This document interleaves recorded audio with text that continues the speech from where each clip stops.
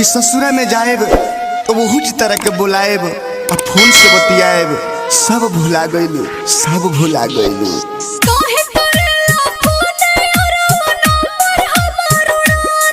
दिन रात रोइले जहर अपना देवरे से भेजा दो।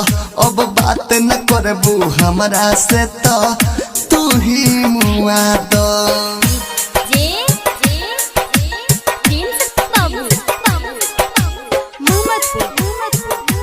Presented by विदेशी लाल बालाजी रिकॉर्डिंग स्टूडियो जादवपुर। जान जाई मोर भतरा जानू मार के हमके मुआ दे हो। जन्म जन्म के कहल वादा कैसे आज भुला दी हो। क्रिया खा के कहो तानी फोन करबो तो मर जाई हो। तोहरा कुछु कहर से पहले हम ही कुछु कर जाई हो। हो गइल शादी सुना यारो हमरा के तू भुला दा। अरे कैसे भुला जाई हम तहरा के। अरे तोहरा के हम जन्म जन्म तक प्यार करे के वादा कइले बनी, तारा संगे जिए मरे के वादा कइले बनी। वो हम कैसे भूल जाई, कैसे भूल जाई।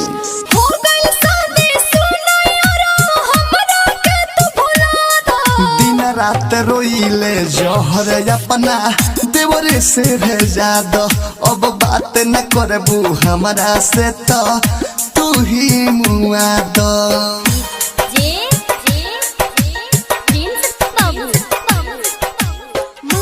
presented by recording विदेशी लाल जादू एंटरटेनमेंट।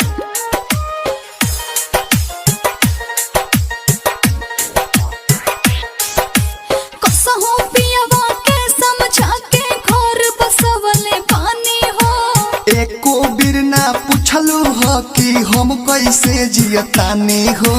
तू अपन घर बसाला हमरो के अब जिए दो।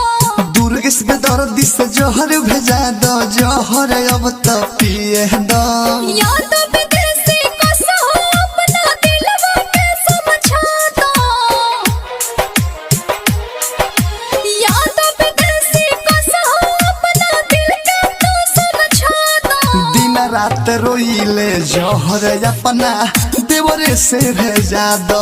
अब बात न करबू हमरा से तो तू ही मुआ दो। काहे करेला फोन यारो नंबर हमर उड़ा दो। काहे करेला फोन यारो नंबर हमर उड़ा दो। दिन रात रोइले जहर अपना देवरे से भेजा दो।